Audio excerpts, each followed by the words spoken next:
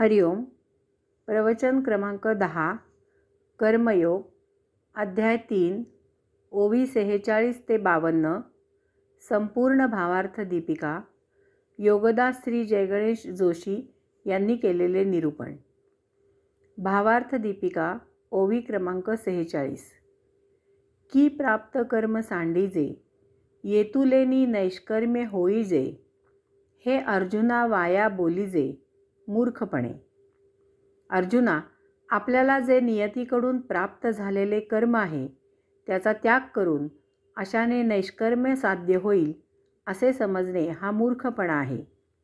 आपल्याला जे कर्म प्राप्त होते ते आपल्या मर्जीने नव्हे, तर ते सहजच नियतीकडून नैसर्गिकपणे आपल्या गतप्रारब्धानुसार गतसंचितानुसार मिळालेले असते. असे सहजच प्राप्त झालेले कर्म करून ते उपभोगून संपवण्यासाठी आपला पुनर्जन्म झालेला असतो. तसे नसेल तर आपला पुनर्जन्म व्हायचे काहीही कारण नाही. आपण मुक्तच असतो. आता समजा की आपण नैष्कर्म्य साध्य होण्यासाठी अशा कर्माचा त्याग केला, तर आपले गतसंचित तसेच न उपभोगता शिल्लक राहील आणि जोपर्यंत असे संचित कर्म आपण उपभोगून संपवत नाही तोपर्यंत आपला पुनर्जन्म होतच राहील. आणि म्हणून भावार्थ दीपिका आपल्याला इशारा देत आहे की नैष्कर्म्य साध्य होण्यासाठी सहजच नियतीकडून नैसर्गिकपणे आपल्या गतप्रारब्धानुसार गतसंचितानुसार मिळालेले कर्म करून उपभोगून ते संपवणे अपरिहार्य आहे. असे गतसंचित प्रारब्ध आपल्या मुक्तीमध्ये फार मोठा अडथळा असते. तेव्हा ते संपवणे हे आपल्या मुक्तीची यात्रा सुफळ होण्यासाठी क्रमप्राप्त असते. या व्यतिरिक्त आपण आपल्या मर्जीने आपल्या देहादी इंद्रियांच्या भोगापवर्गतेसाठी जी जी कर्मे करत असतो त्या अशा सर्व कर्माचा त्याग करायचा आहे. कारण अशी कर्मे आपल्या गतसंचितात नसतात. ती उपभोगल्यामुळे आपले नवीन संचित तयार होते. या योगे आपल्याला नैष्कर्म्य साध्य होते. आणि म्हणून भगवंत श्री अर्जुनाला सांगत आहेत की आपल्याला जे प्राप्त झालेले कर्म आहे त्याचा त्याग करून एवढ्यानेच नैष्कर्म्य साध्य होईल असे समजणे हा मूर्खपणा आहे. ते अज्ञानाचे, आत्मज्ञान नसल्याचे लक्षण आहे. ओवी क्रमांक 47. सांगै पैल तीरा जावे, ऐसे व्यसन का जेध पावे, तेथ नावे ते त्यजावे, घडे कैवी. ज्याला नदीच्या पैल तीरावर जायचे आहे, मग अशा वेळी मी होडीत बसणार नाही असे त्याने म्हणून चालेल का सांग बरे? असे कधी घडले आहे का? एखाद्याला नदीच्या पैल तीरावर जाण्यासाठी होडीशिवाय अन्य काही मार्ग उपलब्ध नसताना त्याने होडीचा त्याग करावा, होडीत बसण्यासाठी नकार द्यावा असे करून चालेल का? अशा परिस्थितीत तो नदीच्या पैल तीरावर जाऊ शकेल का? येथे माऊलींनी रूपकाचा उपयोग केला आहे. आपल्याला मुक्त होऊन हा संचितरूपी भवसागर पार करून योगधामी जायचे आहे. त्यासाठी नैष्कर्म्य ही होडी आहे. नैष्कर्म्यामुळे चित्तशुद्धी होते. मग यासाठी आपल्याला त्या होडीत बसायला हवे, म्हणजे नैष्कर्म्य साध्य करायला हवे. आणि नैष्कर्म्यासाठी संचितरूपी समुद्र पार करायला अन्य पर्याय नाही. म्हणजे संचित संपवण्यासाठी प्रथम कर्मयोग करायचा आणि मग उर्वरित कर्माचा त्याग करायचा, म्हणजे मुक्ती प्राप्त होते.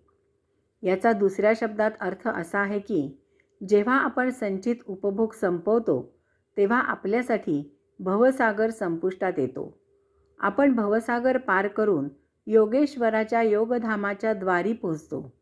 यामुळे आणखी कर्म करायला आपण भौतिकात आहोतच कोठे? याचाच अर्थ आपण चित्तशुद्धी साध्य करून मुक्ती प्राप्त केलेली असते. मग भले आपण या भूतलावर प्रभुसेवा करत असू, त्याने काही फरक पडत नाही. ओवी क्रमांक 48. ना तरी तृप्ती इच्छिजे, तरी कैसेनी पाकू न कीजे, की सिद्धही न सेविजे, केवी सांगाई. आपल्याला भूक लागली आहे तर मग जेवून तृप्त व्हायला पाहिजे, तरच भूक भागेल. मग जेवण न तयार करून कसे चालेल? किंवा तयार असलेला स्वयंपाक न जेवून कसे चालेल? येथे माऊलींनी रूपकाचा उपयोग केला आहे. आपल्याला मुक्ती प्राप्त करण्याची भूक लागली आहे. मग यासाठी आपल्याला तयार केलेला स्वयंपाक जेवायला पाहिजे. म्हणजे येथे कमी वेळेत साध्य होणारा ज्ञानयोग साध्य करायला हवा किंवा स्वयंपाक तयार करून जेवायला पाहिजे.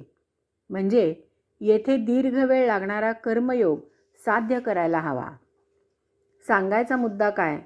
तर मुक्तीची आस असणाऱ्याला ज्ञानयोग किंवा कर्मयोग या दोहोंपैकी एक काहीतरी साध्य करायला पाहिजे. दोन्हीही नाकारून चालणार नाही. ओवी क्रमांक 49.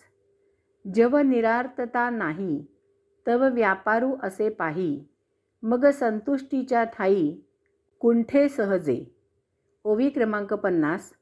म्हणवनी आईके पार्था, जया नैष्कर्म्यपदी आस्था, तया उचित कर्म सर्वथा त्याज्य नोहे.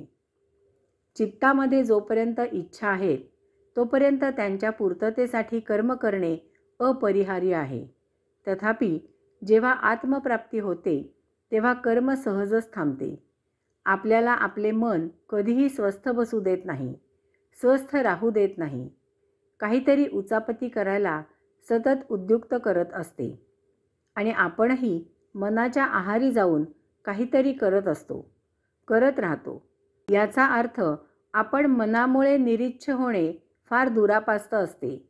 यावर उपाय म्हणजे आपण आपणहून विहित नियत कर्म करावे. यायोगे मन कर्मामध्ये गढून व्यस्त राहते आणि यायोगे इच्छा पूर्ततेच्या मार्गाला आपल्या हालचाली होत राहतात. असे करून एक दिवस आपण कर्म करून कर्म करणे थांबवतो. आपण निरीच्छ होतो. येथे आपली साधना उपासना जशी व्हायला पाहिजे तशी होऊ लागते. आपण सहजच एकाग्र होऊ लागतो. यथाकाळी आपण दार्शनिक होतो, साक्षात्कारी होतो, मुक्त होतो. आणि याच कारणास्तव ज्याला मुक्त होण्यासाठी निरीच्छ नैष्कर्म्य व्हायचे आहे त्याने कधीही विहित नियत कर्माचा त्याग करू नये. सतत कर्म करत असावे. असे कर्म सतत करणेच त्याला एक दिवस मुक्ती मिळवून देणारी नैष्कर्म्य अवस्था प्राप्त करून देते. सद्यस्थितीमध्ये अर्जुनासमोर युद्ध करणे हे उचित कर्म आहे. ते करून युद्ध संपले की तो कर्ममुक्त होईल. त्याला नैष्कर्म्य दशा प्राप्त होईल. ती त्याला मुक्ती प्राप्त करून देईल. यासाठी भगवंत श्री अर्जुनाला पदोपदी युद्ध कर असे सांगत आहे. ओवी क्रमांक 51. आणि आपुलिये चाडे, आपादिले हे मांडे, की त्यजिले कर्म सांडे, ऐसे आहे. अर्जुना, अरे कर्म करणे किंवा कर्म न करणे हे आपल्या हाती नाही. आपण नियतीच्या, प्रारब्धाच्या, संचिताच्या हातचे बाहुले आहोत. त्यांच्याप्रमाणे आपल्याला प्राप्त कर्म करणे अपरिहार्य आहे. आपण तसे न करू तर आपले जन्ममरणाचे फेरे सतत सुरूच राहतील.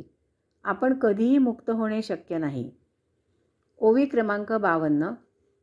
हे वायाची सैरा बोलिजे, उकलू तरी देखोनी पाहिजे, परित्यजिता कर्म न त्यजे, निभ्रांत मानी.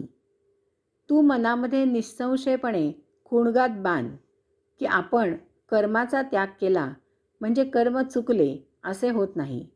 हे असे समजणे, बोलणे म्हणजे वायफळ बोलणे समजणे आहे. जर आपण कर्म करायचा कंटाळा केला, कर्म करणे चुकवले, कर्माचा त्याग केला तरी नियती आपल्याला सोडत नाही. नियतीला काहीही घाई नाही. आपण जितके जन्म कर्म चुकवू तितके पुनर्जन्म घ्यायला नियती आपल्याला भाग पाडते. जन्म घेणे न घेणे हे आपल्या हाती नाही. आपल्याला न विचारता नियतीकडून आपल्याला जन्माला घातले जाते. तथापि ज्या जन्मी आपण आपले विहित नियत कर्म करतो त्या जन्मी आपल्याला पुनर्जन्म घेण्याचे काहीही कारण उरत नाही.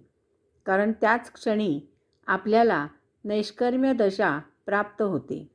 आपण निरीच्छ होतो. येथे नियतीचा, प्रारब्धाचा, संचिताचा खेळ समाप्त होतो. आपण सहजच मुक्त होतो. हरिओम.